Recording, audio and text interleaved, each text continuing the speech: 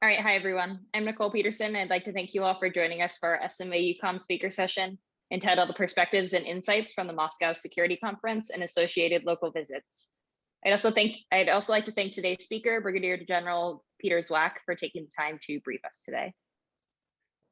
So before we begin, I just have a few quick housekeeping items. So I'll be having a Q&A session at the conclusion of the presentation. So during the brief or during the Q&A, please feel free to submit your questions through ZoomGov's chat function. It's a chat icon at the bottom bar of your screen. And also make sure to send all of your questions to Mr. Todd Beasy. Questions that aren't submitted to Todd specifically may not be addressed. So please make sure to send your questions to Todd. Also note that your name is going to appear in the chat before your question, and it'll be read out loud before we address your question. So if you prefer for your name to not be recorded and on the record, go ahead and rename yourself by going to participants at the bottom bar of your screen, then more next to your name, and finally rename. So now I'm going to briefly introduce today's speaker before I turn the floor over to him. Brigadier General Peter Zwack served as the U.S. senior defense official and attaché to the Russian Federation during the challenging years of 2012 to 2014. He retired in 2015 after 34 years of military service and is currently a global fellow at the Kennan Institute within the Woodrow Wilson Center for Scholars, as well as an adjunct fellow at the Pell Center for International Relations. His written and spoken insights, many are personal, are based over his over 30 years of analytical and in-country USSR Russia experiences, and SMA has greatly benefited from these insights and his deep knowledge of Russia's inner thinking over the years. So Brigadier General Zwack, I will turn the floor over to you now and allow me to begin sharing your slides. Nicole, team, thank you so much for the introduction. It's good to be back with you. Friends, just strap in. We're going to blaze through a lot of stuff, and this is all about perspective and insight. And we'll get into Q&A in about 45 minutes from now. Greetings from Austria, and there's a lot. So very simply, in June. Between the 20th and the 30th, I was invited by the Russian Ministry of Defense to attend the Moscow Security Conference. It's the 9th,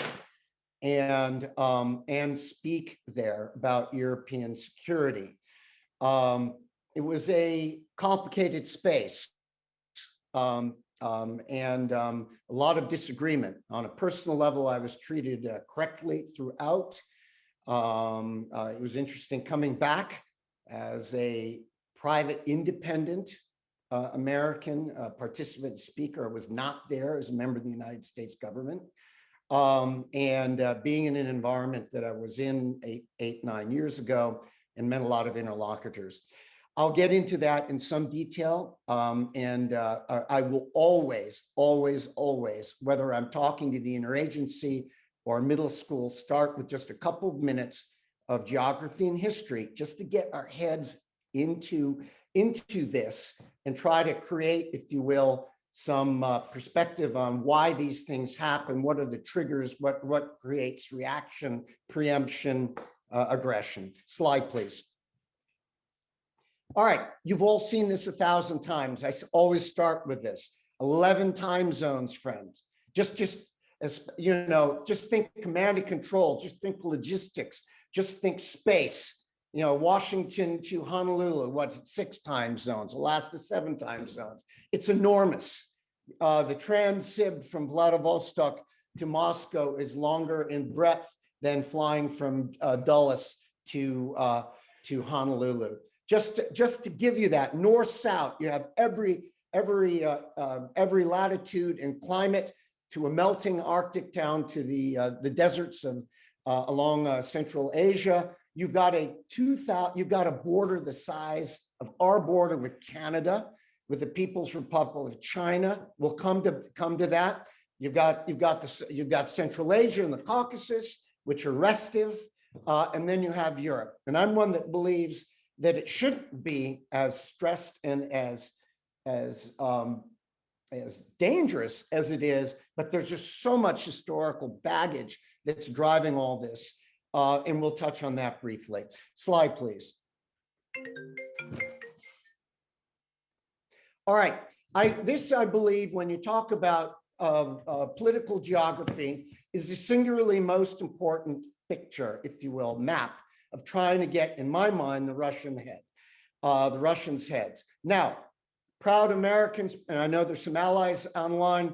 Imagine the day after Christmas in 1991, and the nation of which you were, if you will, the dominant majority, breaks up into 15 different republics. 14 break away. Probably 7 of those republics hate your guts, and the other 7 are in this strange in-between zone. This was shocking to even what you would call moderate Russians.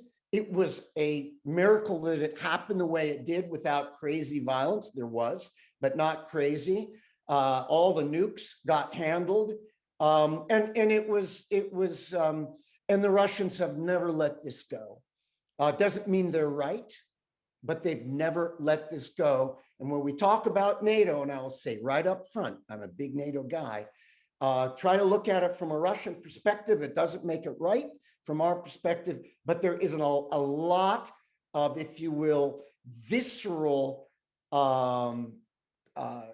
emotive aspects, if you will, I believe, into how they churn out their policy. They will give off this sort of cold, crystal clear persona, almost icy, but underneath there's resentment, there's seething. And I don't think we fully understand the nature of that. And we'll touch on that in the fall. But this slide is important. Again, 1991, from 1 minute to the next, 15 different republics. Slide. And in those 15 republics, of those 14 that break away, you have plus or minus, nobody knows the exact number, and you can determine between ethnicity and linguists, but about 25 million, what you would call ethnic Russians, that are now in Kazakhstan and Belarus and Donbass, in the Baltics and the Caucasus. And these are the challenging places today. By the way, that doesn't mean those populations want to all be back within Mother Russia. But it's certainly, there's an aspect of it. You see the Russians giving passports in the Donbass and working this aspect. Putin's famous speech a number of years ago talking about, the geopolitical disaster that this was. And it was as much about the peoples and the splitting up of the country as it was just the geography. And we'll touch on this. Now, you look at this, next slide, please. And this is a reminder, again, I'm a NATO guy, okay? I believe it's righteous, and it was key.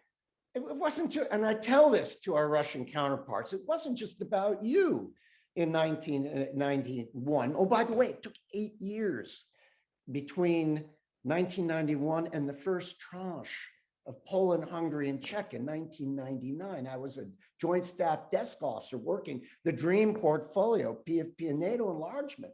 There was a lot of back and forth with us and our NATO allies about the first successive tranches. So when the Russians come out of this, and this was a devious plan with, the hoodwink Russia to enlarge NATO, no, it was hard.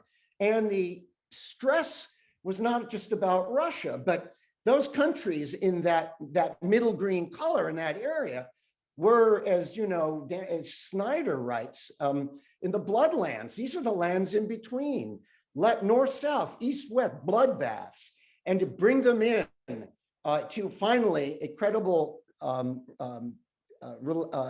security umbrella, and you stop the irredentism. 2 horrible wars were fought over these grounds. So I don't have time into it, but if you look at this map and you're a planner or senior policy person, or even a Russian patriot in Moscow, and the 90s was a tough time, it went wrong, you see, in Westphalian terms, NATO moving east. Now, these are peaceful news, and none of these countries have force structures that could be called invasive to Russia.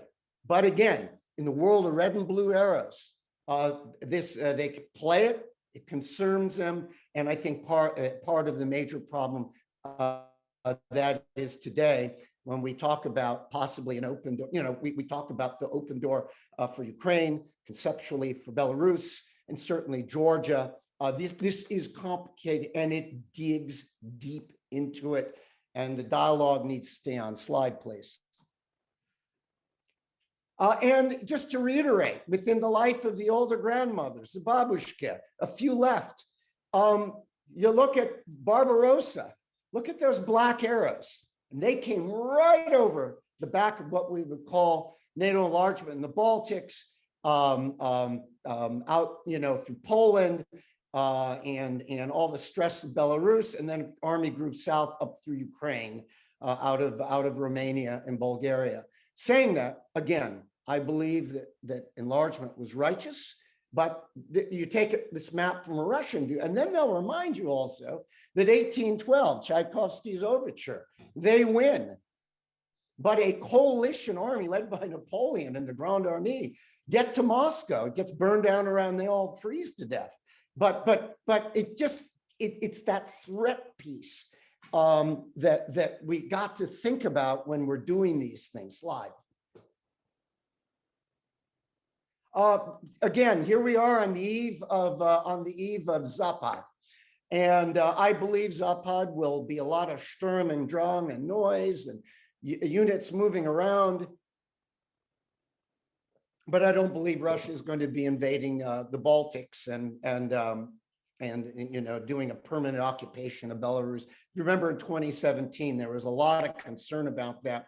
I stood in Kaliningrad with a number of attaches in 2013 and saw the Russian Baltic fleet emerge in the hovercraft, and it is intimidating for the region. There's going to be a lot of stuff moving around.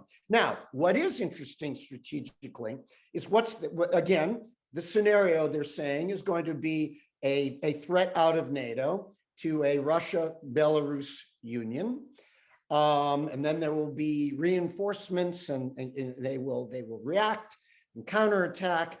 Who's been invited as Mongolia was a few years ago in the Far East, Kazakhstan, the Shanghai Cooperation, we don't know what that means yet, has been invited. We wonder if we will see Chinese out there. No indicator that there are, but there are exercises in the Far East. And one thing about Zapad and the big annual exercises, the declared ones, is whether the number is 12,800 declared through OSCE, the Vienna documents.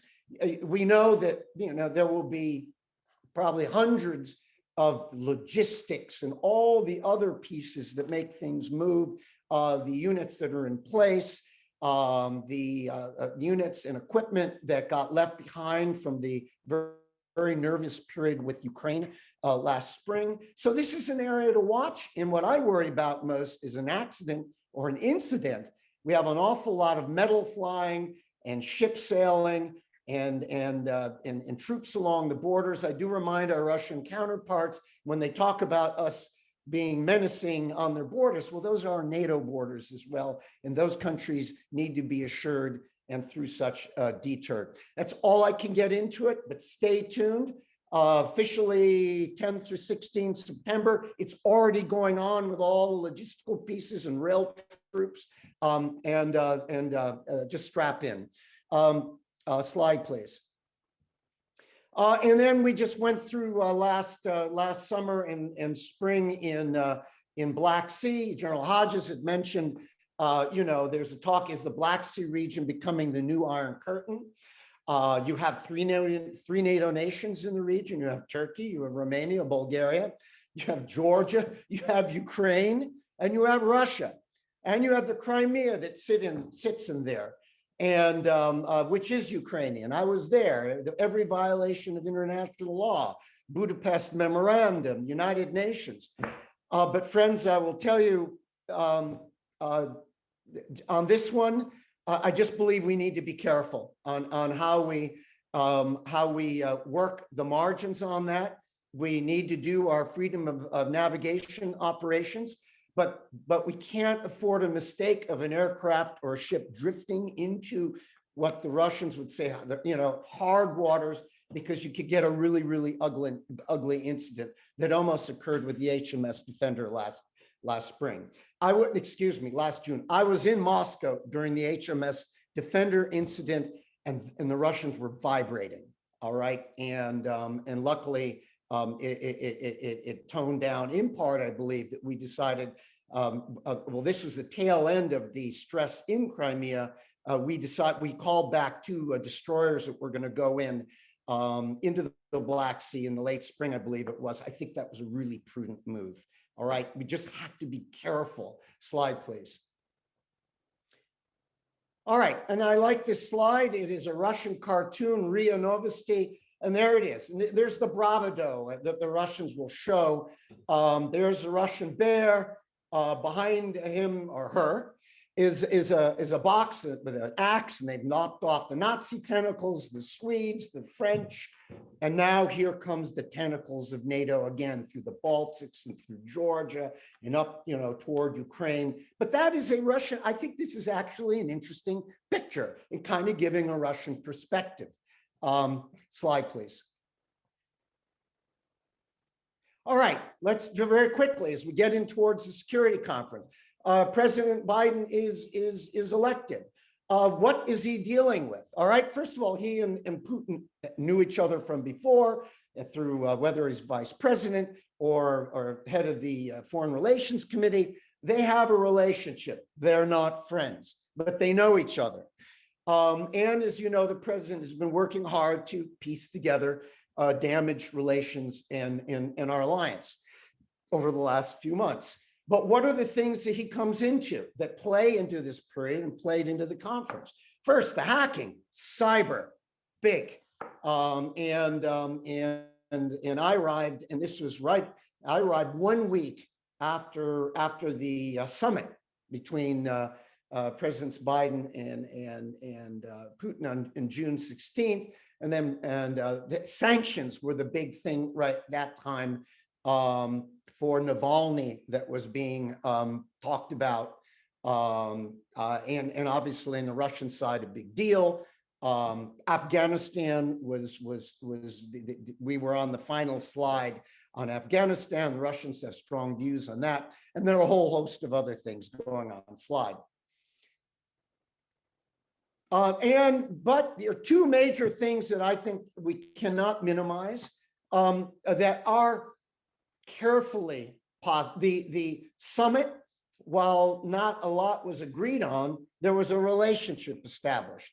It was broken before that time, and in February, and I said it in my speech. Thank God, on the 3rd of February, 6 days before it expired.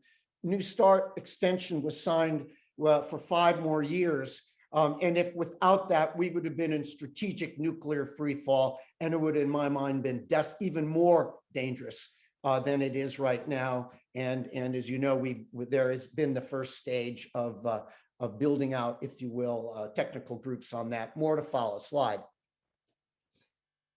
All right, I come into Moscow on the right on the 20th. And what do I see? This just gives, again, a perspective. And I think that for us, the Second World War is now history. We have a few, God bless them, veterans left, but it's history. For the Russians, it's still memory. That's the White House, and the flag is half-staff. 22 June, bang, was the 80th anniversary of the Nazi Barbarossa invasion of the Soviet Union, which still strikes deep. And of course, the Russians will play it as well. I'm holding those two newspapers. Why? Because in Moscow in 1991, so still the Soviet Union, but things were fast changing.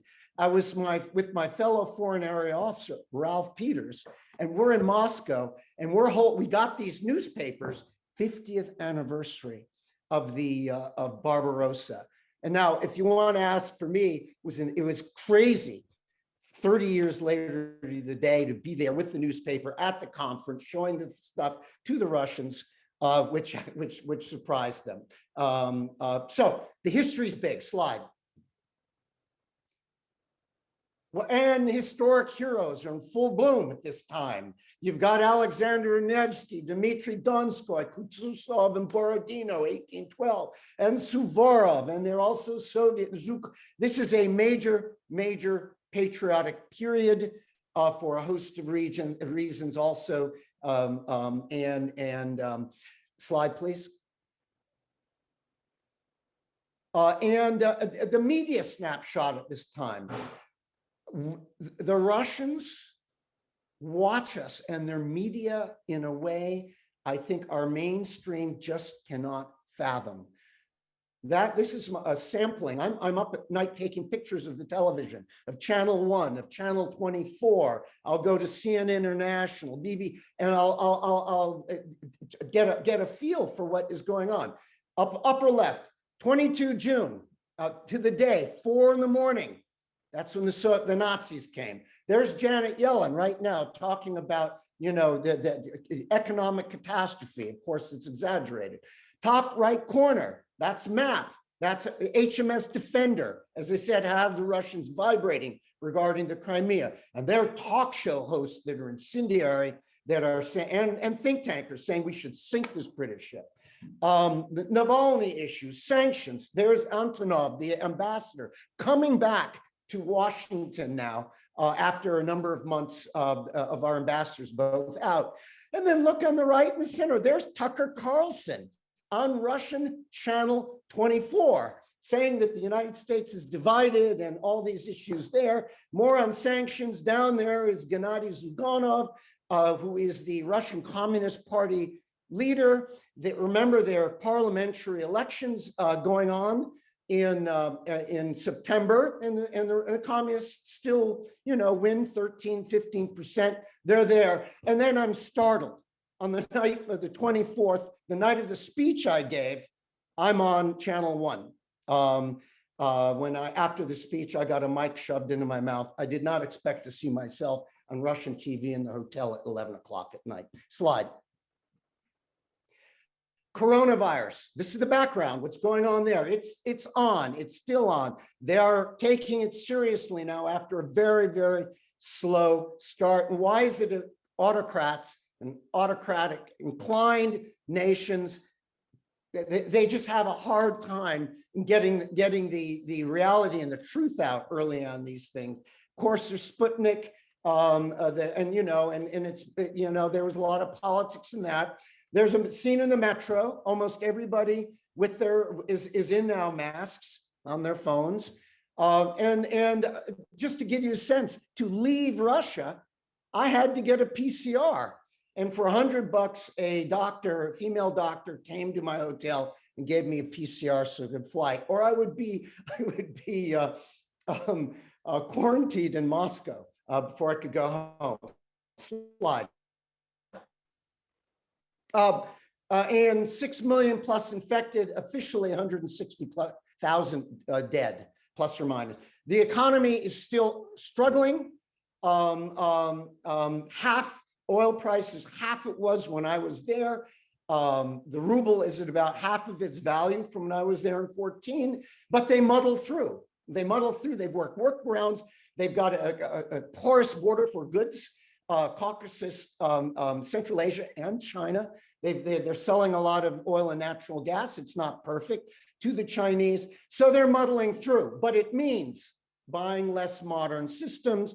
For example, the Armata and some of their other platforms or tanks and aircraft. Yeah, they've got some pretty spiffy things, but they can't build a lot of them right now. So funding is a challenge. But they have really muddled through. Quality of life in the countryside has dipped since 14. The regime has been able to, foist it on the problems of elsewhere and sanctions, but it is a fragile reed. And the regime, I believe, always as most autocratic regimes, is looking over the shoulder. More to follow. Slide. But Moscow, you come in the summer, especially, a lot has changed in the last few years. They're the metro system, the best in the world. They've got modernized equipment. They've got electrobuses now. They've got electric buses in Moscow. They have the old trolley buses before. You're using credit cards, swiping credit cards, new technology. And they even have, the equivalent of Grubhub down there being ridden by a Central Asian, probably a Tajik, who provides an enormous amount, if you will, of their gray market labor, though a lot of them were hurt after with the major ruble plunge. So they're muddling through. Slide.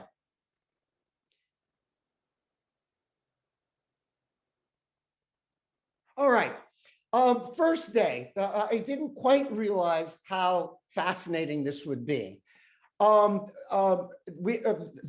of our international delegation, there are 45 nations, were offered, if we wanted, to go to the Armed Forces Cathedral at Patriots Park that had just sanctified in 2017 and watched services for the 80th anniversary. Now, of this Nazi invasion, as I discussed. Now, what's important is this is not a celebration. This is a commemoration. This was a bad day in Soviet history. A lot of heroism, but a lot of death and a lot of mistakes. And they're facing this. But major, fascinating day. And we're intermingled. There's the Russian military all over the place. And we're in our group, observers, taking pictures. They have the soldiers in Soviet era World War II uniforms, but all of that. The cathedral, it's old and built to look old and traditional, but it's quite new. But again, this gets at that Barbarossa, that history, that foundational stuff that we talk about. Slide. We go into the church. Fascinating, beautifully done.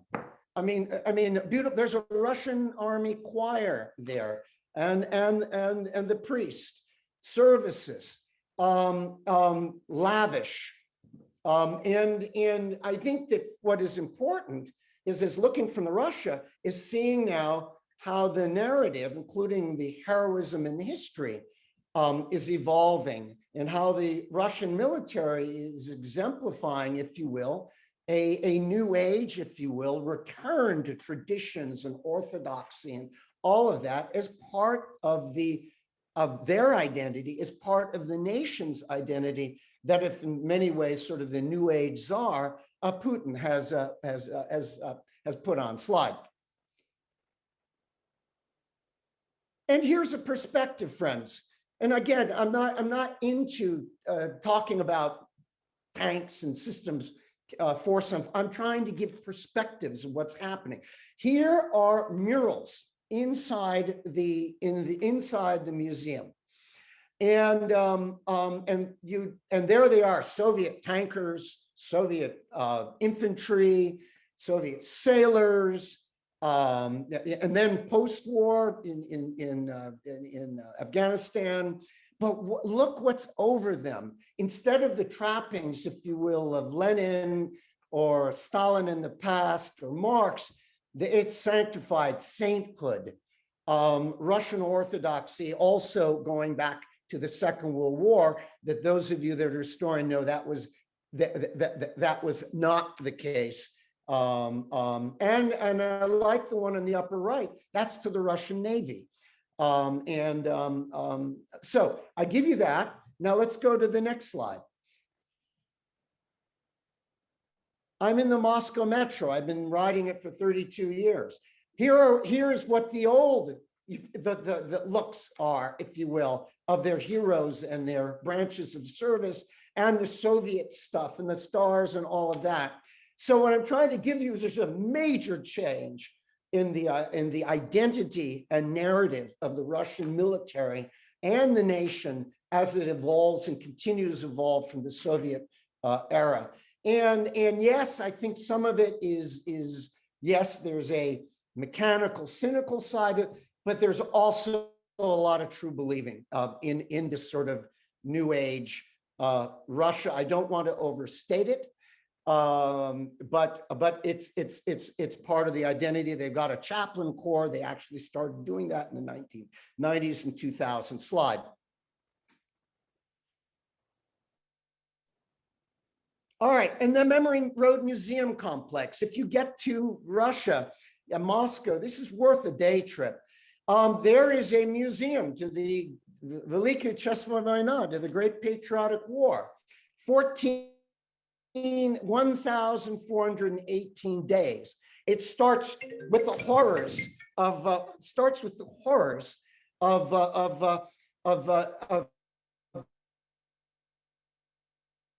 that day. The right in the middle on left is sort of a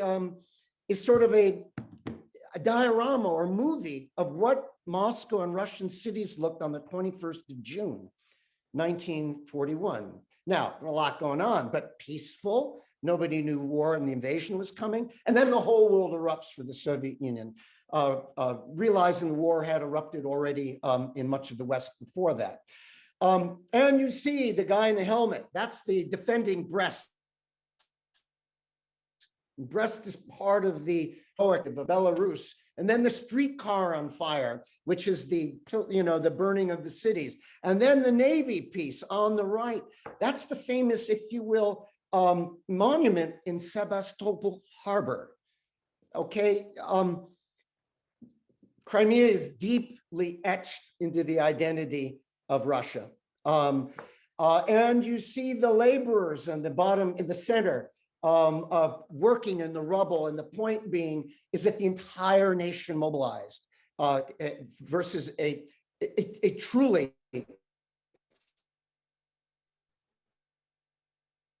existential threat. I mean, and then if you look at it, I would say bookended by two conflicts of annihilation. And I think it part of drives this suspiciousness and the xenophobia, the Mongols in the 1200s and the Nazis within the lifetime, as I said, of the ground. Then you see Stalin, it's all part of that, and you see the school groups, the children come through. So again, it's kind of an equivalent of never forget. It's a little like Yad Vashem. You never forget what happened here. And then, and that is part of the victory complex. And I wanted to highlight that in Patriot Park. Slide, please.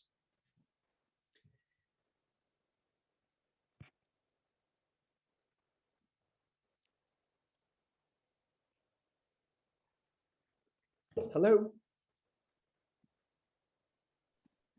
Brigadier General Zwack, I just flipped over to the next slide. Did it move for you? It's good. Perfect. Okay. All right. Moving on. These are, again, this is perfect, Nicole. Thank you. I'm giving you snapshots, okay? Just impressions, atmospherics. We then go to the 100th Separate Logistics Regiment, which is on the other side of Patriot Park, just outside of Moscow. There is an MP, a Russian MP. Remember, just a few years ago, they created basically an MP corps. Look at the guy next to him. We get our buses sprayed down with disinfectant because of COVID. There's the Russian Orthodox Church. We get brought into company grade, if you will, contract officers' quarters. To give an idea, now I understand this is a show area, but under Shoigu, they had, especially as making the contract army more, they have made a number of improvements, if you will, in the quality of life for Russian military. And though you still have Dedovshchina, you have hazing and all that, but not like it was in the past, though you read about bad incidents. We're shown uniform, an interesting show day. And I got to stand next to, my Russian native young lady, So all good. Slide, please. All right. The Radisson at the old Ukraine, those old hands, remember it. This used to be a Stalin era hotel. You could go there in 1990 for $75, sit in the second floor bar with the Chechen mafia. Now it is an elite hotel. This is where the conference is held. Slide. All right, and we're there. I go back and I'm meeting former interlocutors. And it is a surreal environment because there is COVID and people are somewhat masked up. And I meet old think tankers. I'm very pleased that the Army attaché, Colonel J.P. Gresh, is there. I think it's important, even with bad relations, that we have a presence at these things. I meet again a number of Russian interlocutors who I worked with. Part of the international department in the Ministry of Defense. And so this gives sort of an environment going in. And while there's a lot of disagreement all around, we were cordially greeted, and both myself and the attaché, thank you for coming. And I say that because as tight and taut as our relationships are, I got the sense that they appreciated we were actually there rather than boycotting it like we've done a number of years. We've started to come back in the last 4 years, first 3 years. Understandably, after Crimea, we boycotted it. Slide.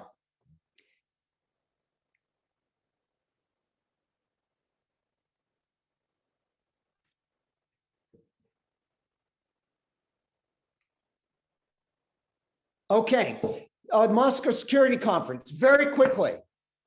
They're all there. Putin is online, but Shoigu, MOD, is there. General Gerasimov is there and gives a lecture. Patrushev, National Security Advisor, is there. Lavrov comes in and gives a speech. Bortnikov of the FSB and Naryushkin of the SVR.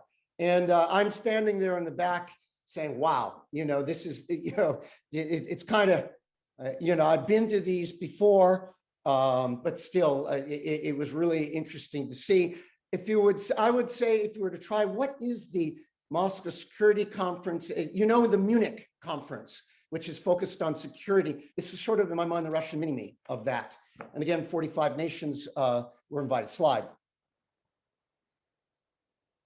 And it's a mix, not just the major Russian nations and OSCE spoke, UN, but China was there, Iran, Venezuela, India, Myanmar, just a whole range of speakers, a lot of them.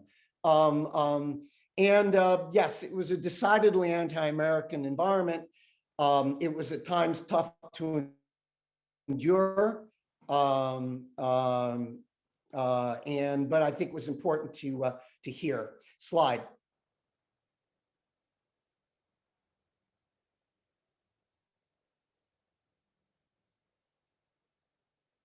All right, General Gerasimov gave a briefing.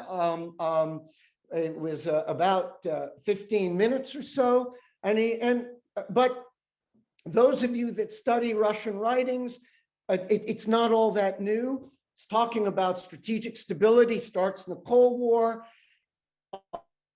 how our relations from their perspective has soured, the U.S. hegemony and issues, and all of that, this very troubling that the line, if you will, between peace and war is ever shrinking. Slide, please.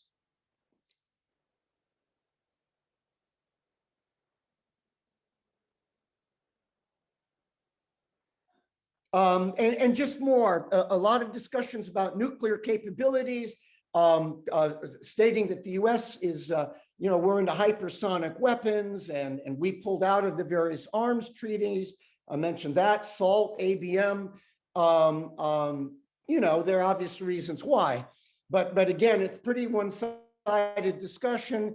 Then on the right is a discussion about NATO and US working on the margins, if you will, along the Russian borders, both in Europe and out in Asia.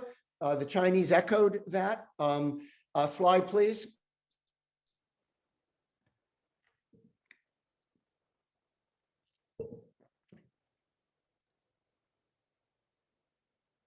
Again, more about just the latest in technologies. The Arctic, friends, the Arctic is a big deal.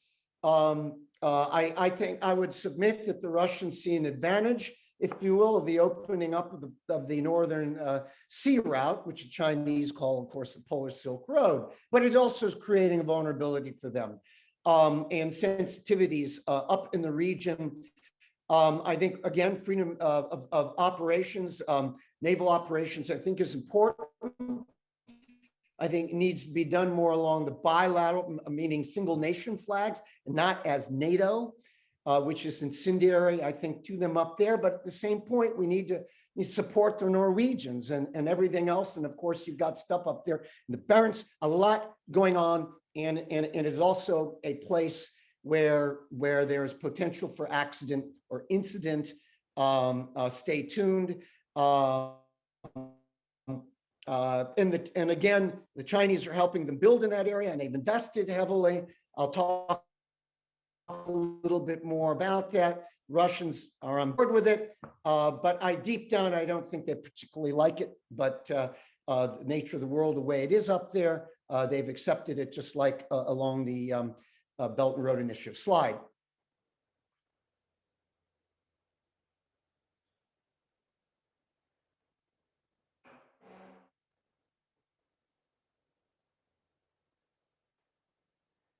Okay, now for any reason we freeze, I've gotten through the major chunk of this, so we're getting toward the end. All right, just then he talks about the terrorist threat and the actions out there in the world and the threats to them, Afghanistan, ISIS, Syria, and so on. Slide, please.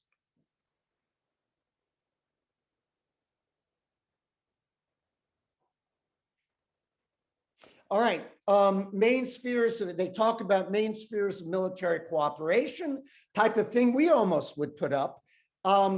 They're great talking points. The devil's in the details.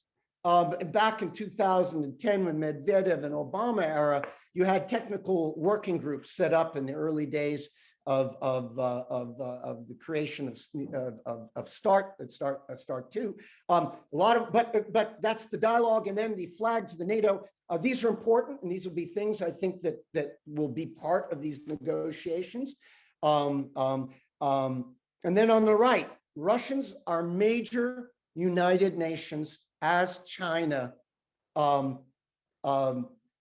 players, interlocutors, and never forget that. They like the Security Council the way it is. They cover each other's back, and they hold equal weight to us there. Slide, please. We're going to just go blaze through slides now. Then off the main operations director, General Major Moskolik, gets up and talks about Syria and just different perspectives on the Syrian-Russian slide. They see it as a success story, still a work in progress. Things that they've done, they've had their elections. In Syria, they like us out, obviously, along with the Syrians. But there is this status quo. Slide, please. But it is interesting hearing it from the Russians, seeing the maps, moving the militants into, and we're all concerned about the Sahel. You see a lot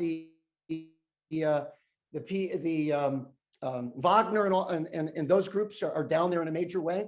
The presidential election, which I think Assad won 95% or something. So, but very interesting to see from our perspective there. Slide.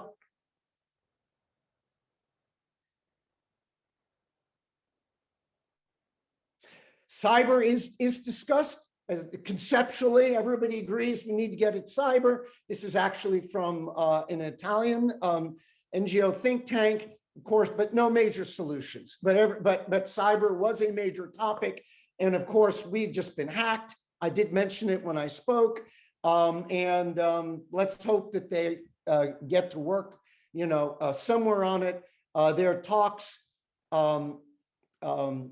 Well, we just don't have the time to get into it, but there will be lanes on this. But we made it clear that this is what's going on is unacceptable, whether it is state sponsored or actions off the soil from non-attributed criminals and all that. Slide. But it was up. I go up and I speak. I get 12 minutes, and it was a surreal speaking environment. That's what the audience looked like. You just get up there, you speak, you try to be frank. I did mention that I had a long history in Russia, and there are aspects of Russia and their culture and their people that I appreciate, but the relationship is really tough and frankly really dangerous right now, and emphasize that as well. Slide. Here are just some quotes and quips that people that spoke on stage it's just only winner of a war between Russia and America would be China. Lines blurred between nuclear and conventional. You all know that. We should have hit the British ship. The American ship would have been too complicated. You Americans, this is interesting. Being an American, a proud one, patriot. Hearing the feedback coming from us and some of the other countries, you Americans are more ideological now than we are. Oh, you want to push back, but that's where they see NATO. Remember, the president had just been in Brussels before coming here. And NATO again is moving from regional global bloc. I think we would all disagree, but that's their perception. The security advisor said situation in Europe, quote, explosive. That's quite a verb. Missile defense, both from a Russian and Chinese side, destabilized, nothing new, but it's one certain country, code for the United States, is only thinking of hegemony and force. US is, I've heard acronyms or terms, and it isn't just the Russians and the main, but the second tier and third tier countries are all there. It was almost a feeding frenzy. Venezuela, Cuba, Nicaragua, they're all there, some African nations. US is evil, sinister, calculating. It was difficult to hear. There were some NATO allies there. And again, you had the UN and OSCE, but it was a difficult to listen to. China is unwaveringly on the right side of history. US occupation regime in Europe since Yalta in 1945, I would violently disagree, but that's a view or a narrative. If China decides it wants to be Russia's boss, Russia will move apart. That came from a senior respected think tanker, and I think that was an important point to hear from the Russians. Countries in Asia Pacific either work with the US or we will sanction them. That is again a Russian, that came from an Asian nation, and so on. Red lines are actually in New York, meaning within the United Nations. How long will Russia be able to withstand NATO beyond, withstand NATO hybrid expansion? Isn't that an interesting term? But I think, that's a narrative. I'm a big NATO guy. And then it's on two different speakers, senior Russians, US is becoming, I've heard a liberal dictatorship and a totalitarian dictatorship. So the narrative is out there. It's hard. And there's a lot of baggage and scar tissue to work through. I believe that we got to continue work these issues hard, push back, but there's no alternative to not continuing to, with deterrence comes discourse and dialogue, because I believe in the next 5 to 7 years, if we don't get it right with or some credible relation, there are going to be a lot of other problems in the world, and it isn't just going to be for us or even for Russia. And that's all I'll say on that slide. All right, last 3 minutes. Belt and Road Initiative and the Polar Silk Road. I just wanted to touch on China. You will not hear a negative thing public, official, from the Russians about China at all, in any level, economically, security-wise, quietly. Obviously, the Russians understand maps better than anybody. There are concerns, though they are right now on board. I believe they're managing China, but they've got each other's back, right down to the United Nations, to the actions going on in the world. They are exercising. They're doing it right now. And we have to take this partnership seriously. So enough on that slide.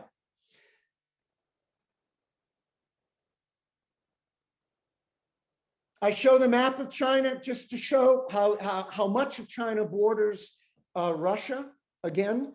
And those lands in the orange are full of resources, oil, natural gases, mineral, that in the mid-1800s, in very unpopular forced agreements, a weak Chinese dynasty basically had to roll.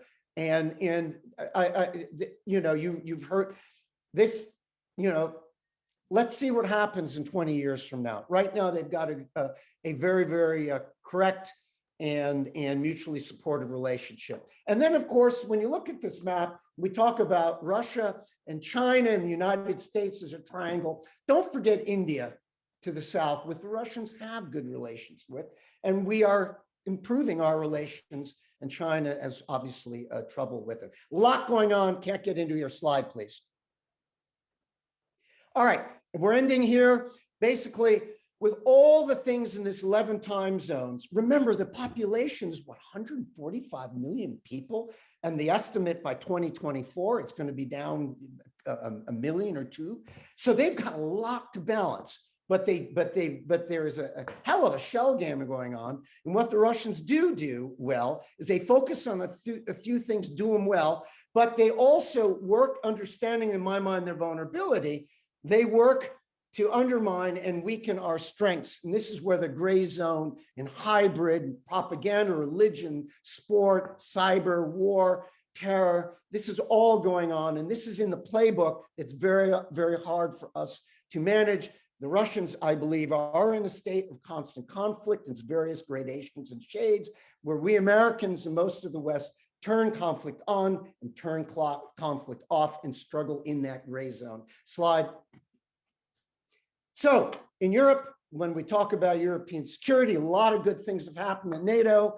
We're back in a more strong way. We're doing exercise, but there's this gray zone work through European countries in Eastern Europe in electioneering and subversion to undermine the pillars and props of the EU and NATO. And this is dangerous. Next slide. Nukes are important. You talk about superpower and raison d'etre, and this is number one. And it isn't, and while it is mostly about us in the West, don't forget, they have a huge border with a rising hegemon. And the nukes also, as one Russian think tanker told me, when we talked about Russia, China, don't forget we've got nukes. So keep that in mind. They're modernizing, and that's important. Slide. This is important. It is it is more than a hope, but not much more than that. Is we just had the Wendy Sherman and Sergei Ryabkov senior State Department in Geneva. They're going to be now formal in September tranches of discussions. This happened in the Cold War. I'm going to be Pollyannish and be slightly positive about this. But if things go bad, and this is at the heart of it, if things go bad, I always end on this slide. Next slide. And some of you have seen it before. Outmanned, outgunned in many ways, huge country, small population, we've got nukes. Back off, guys. Europe, back off. US, back off. And that is something that's the card, you know, that will be played in a stretch. And then I have a picture. Next slide, please. Just to close, these are my two favorite pictures in this trip. One is you've got one of the great old Stalin, what we call, you know, almost Stalinist buildings, the Seven Sisters, and there's sort of new Moscow City that's grown in the back of that. And then this picture on the right, I love, and this kind of gets to where Russia, the sociology of it, and some of the changes involving their military. That's in the Armed Forces Church. There's a Russian soldier, probably a young officer, either with his sister or girlfriends, and they're all sitting there looking in their smartphone on the side of the service. And I just really thought that was indicative of how much evolution is going on there, and we need to be a little bit sensitive, aware of all that as we focus on their warfighting capabilities. All right, I'm done, and over to you. All right, thank you, Brigadier General Zwack. So I'm going to stop sharing the slides right now and adjust the view real quick. All right, there we go. So now we're going to move on to the Q&A portion of today's discussion. We have about 20 minutes, so and a lot of questions, so we'll try to cover as much ground as possible in this short period of time. So the first question I wanted to pose was from Todd Veazey. And this question is, was there any discussion of information influence operations, or what we might call gray zone activities at the conference? Yes, well, they will blame it on us mostly.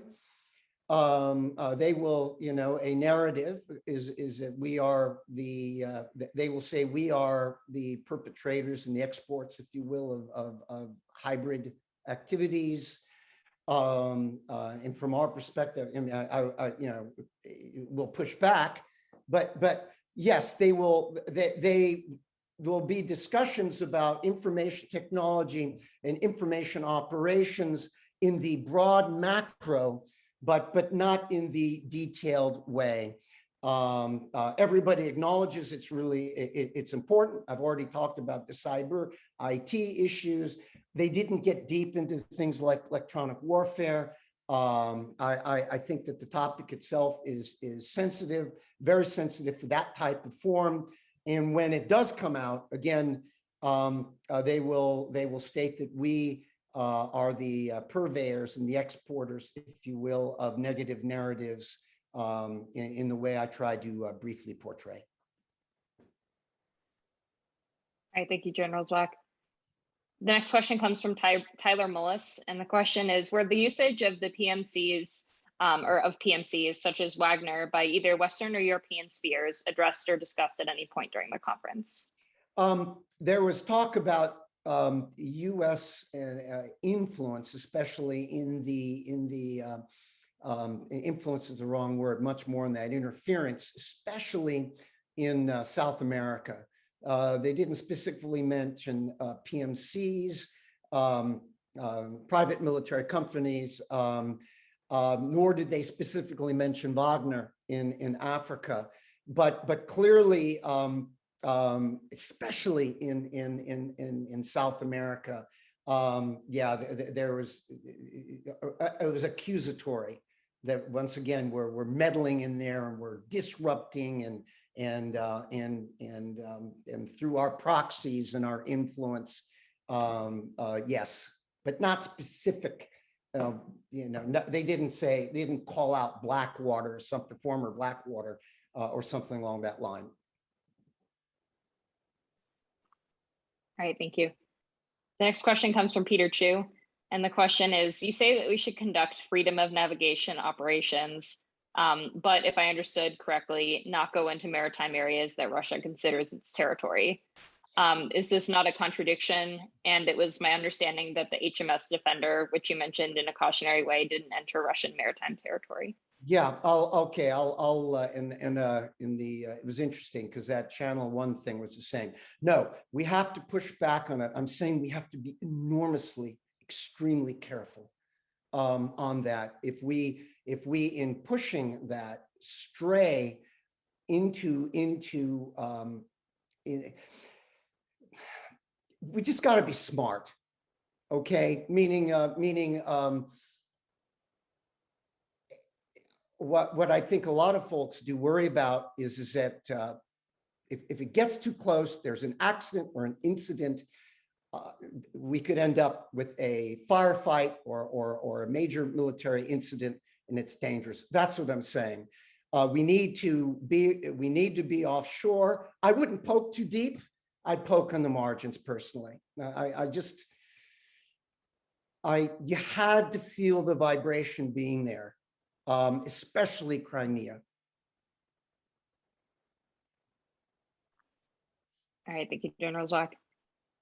Our next question comes from Larry Kuznar. And the question is, I appreciate the Russian defensive mindset, but to what degree do you think that they feel that they must weaken their security or weaken the West in order to guarantee their security?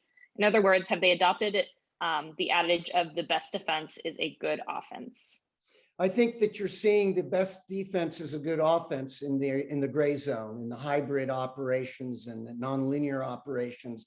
And it's like, I use the term a powerful prize fighter that you're facing, and you're just hitting him or her in the underbelly, and you're taking away their advantages. You're fighting asymmetrically, and I believe that the Russians, while quite powerful, their military is very powerful, especially in the higher end spectrum. But it isn't that deep and it isn't that big. Friends, they don't have on a good day, they don't have a 1 million active duty force. So, the gray zone, what's going on in Europe, the undermining of the allies, undermining us at home, is another front in my mind. And it is to weaken us. It is to even the odds that if things were to get really, really bad, it would, they know they can't win and they don't want to go to war. But if it does go that way, they certainly don't want a fair fight. And they are going to take everything that they can to undermine us, both materially, societally, create distrust. And I think what is the growth of social media and news and everything, and this is why I showed you on Russian late night TV on state-owned 24, they're showing American radio TV stations. It's all part of that, in a way that they feel they can take initiative, if you will, against us. If you're, and I mean, I could go on and on. Yes. All right, along these lines, we have a question from Trisha, who asked if there was any backroom talk or anything you heard about taking advantage of U.S. political polarization, and essentially just what's going on in the U.S. right now. That is a great question. They won't put it that way. But what I did get on a number of occasions, even from some Russian civilian friends, had nothing to do with this. There's a lot of whataboutism going on. And it was very troubling. And I got, one, because I was, talking carefully a little bit about, some of the human rights issues in Belarus and all of that. And, and then, how are things in Russia and, the demonstration, and got back, who are you guys today to tell us about our internals? Who are you to tell us about our internal politics? You've got your own problems. Don't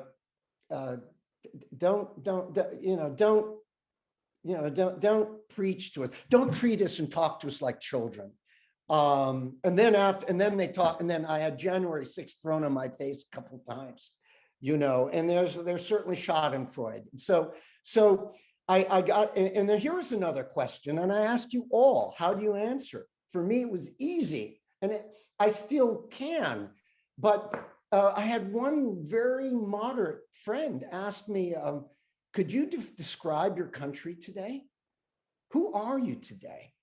You know, and I would go into my mom, apple pie, Americans, democracy, but I was troubled by the question, as I think many would be, and how you would narrate that today based on our experiences the last few years. So yes, they didn't, they came at me on several occasions that way. All right, thank you, General Zwack. So I know that you mentioned that Russia doesn't talk about anything negative about China in public, but Mark Katz has asked if you heard anything in private about Russian expressions of concern about China. Yes, and I've heard this for years. Think tankers and folks like that, and civilians. Yes, there is a, you know, and it's totally subjective. I think there is always a brooding fear, distrust of China, as that goes back deep into the threat from the East. And again, you know, someone you know, again, a senior think tanker said, hey, we've got the relations and it's working, but don't think we trust each other. All right, and I want to believe, even with our challenges, the nature of our relations and our alliances, which are precious to us, there is a modicum of trust that just goes beyond just hard transactional business. Saying that, Russia, China, remember, Vladimir Putin maybe will be in power, and he may decide to leave. He is aging, I mean, but he may be in power another 14, 15 years. Well, President Xi or Xi is now president or premier or leader for life. So in theory, those two could be in tandem together for the next 15 years. So from a Russia perspective, in the near term, they have a common interest. Getting back to an earlier question, they share the number one threat is not our military, which they highly respect, and is their pacing threat. And we are 10 feet tall when we look at them sometimes as 10 feet tall. And they're not, although they have nukes and lots of them.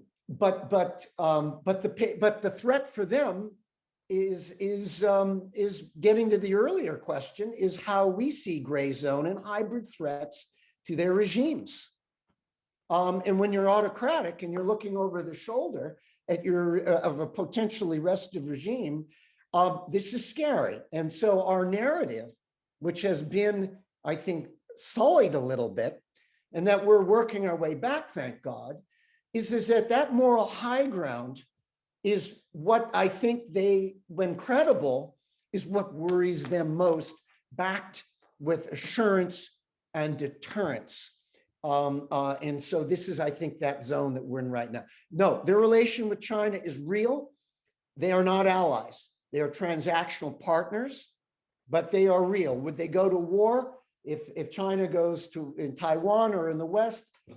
I don't know. I don't think in a two-front war, but there would be assistance in some way.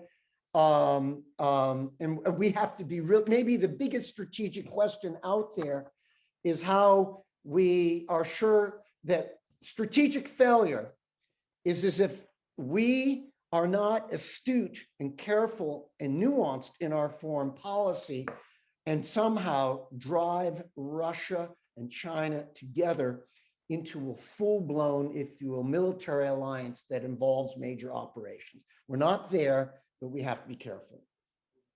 They're not friends. Sorry, I could go on and on. Oh, no, that's okay. Thank you, General Zwack. Our next question comes from Cynthia Buckley, and she asks if you could share your insights on any continued focus on the Russian side on the near abroad, or countries of the former Soviet Union. Yes. Is the topic of maintaining broadly conceived border control remaining in the core narrative?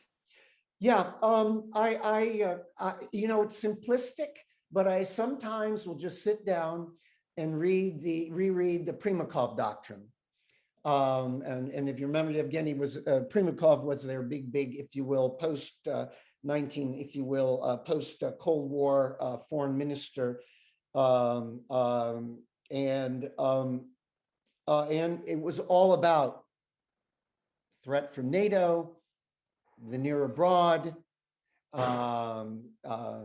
the privileged sphere, which is, of course, a term we reject. But it is still very, very much in play.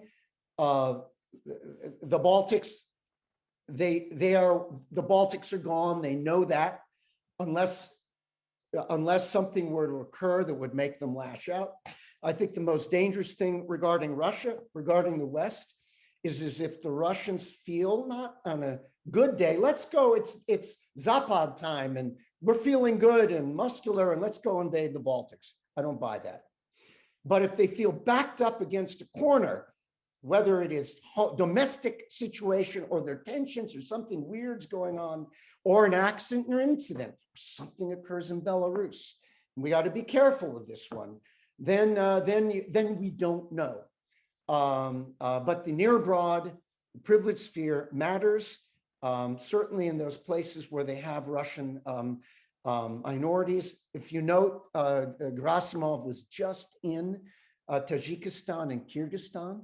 They're concerned about Afghanistan because they have their own experience to remember from the 80s. And it isn't about to be, I think, in free fall. And they believed that we were going to leave for a long time eventually. We couldn't sustain it. All right. The half of them wanted us out, but on the inner side kind of wanted us there to soak it up. And now it's a problem for Russia. It's also, by the way, a problem for China and for Iran. And here, I remind that ISIS is repellent to the Russians, the Chinese, and the Iranians, and the Taliban. And so that aspect of our platform, I disagree with, about that, oh my God, they're going to grow into something. But near abroad plays, and I think that the Russians are beyond trying to, that take it all back, but they want to maintain dominance and influence. Last thing on the near abroad, even in Belarus, remember, if you're now a 40-year-old, 45-year-old even, in Belarus or Kazakhstan even, or you don't remember the Soviet Union, or you only remember the Soviet Union from your youth. And one concern in the stands especially is that the language is going to change. The language is less Russian being spoken. The Chinese are coming in a big way. And so the nature, just through time, it matters to them. They will intervene in them, especially if they see the West and the US they perceive involved. We have to be very careful in their narrative regarding Belarus, okay? Which a lot of ugly stuff could happen. I think we're going to see exercises in Russian troops in Belarus, but I don't think that they're going to use that as a staging platform for Suwalki Galp or something. Okay. I'm sorry, I get on diatribes. Oh, no, it's totally fine. We are at the end of our time here, but I do want to pose one last question if you have a moment to address this one very quickly. Okay, great. I wanted to pose a question by Curtis F. And the question is, Russia is in a dire demographic crisis, has appallingly poor public education and numerous public health crises. What does this indicate for maintaining the national infrastructure in the future, especially as Soviet-era engineers age out of the workforce, and the competence of their military officers? Yeah. And what policies are coming out of Moscow to address these issues? All right. Well, I mean, well, it's a great question, very timely. Yeah, whether it's 144 million, nobody, but the regime, the government has stated that by 2024 they're going to have lost another million, 1.5 million population. They understand they have a major demographic bind. And this is in part a challenge, to get at your question on the military. You've got to, if you're building a volunteer military, contract army, you got to bring them in. You got to pay for it. They also have a challenge with birth age women. It isn't just the numbers, but a birth age women. So I think everybody realizes it is a major issue. Finally, out in the West, where there's 75% of the Russian population, from the Ural Mountains to the Baltics and up in the Arctic, and then 25%. And in the West, population is stagnating, going down. Center, it is going up. In the Far East, it's actually having problems. They tried to populate the Far East with a couple of programs, a number of you've read, have not had. So if you look at Russia as a medical, I try to use this analogy, a medical patient, almost most of the long-range vital life signs, demography, resources, borders, health are all trending down. And this is a long-term problem, which is why I really believe we got to be hard and firm, and the Russians have got to come to a realization. We, though, have to understand their threat perspective. They've got to come to some type of credible relationship with the West, or else the center and the East is going to be a huge problem for them, as well for us, the next generation. All right, thank you so much for addressing that last question, General Zwack. I felt like it was important to bring up before we concluded. We did still have several questions that we weren't able to tackle today. So if you did pose a question in the Q&A chat that wasn't addressed today, please feel free to shoot me that via email, and I will pass it along to General Zwack here. Hey, one last thing, friends, because we're all in the education business. I want to introduce my 16-year-old nephew who wants to be a foreign policy guy, who is just sort of learning from you guys. Okay, Pedro Zwack, and Nicole, friends, it's an honor to have been asked. You get to my stage, you end up with some hard views. We're, I think, in a really, really tricky space with Russia. We got to work the problem. I am, again, I'm a deterrence but dialogue person, which is why I do these things. Again, thank you for this program. Doc, God bless you out there. All right, thank you, General Zwack, and thank you everyone for taking the time to attend today's brief. So have a great day, everyone. I salute you all.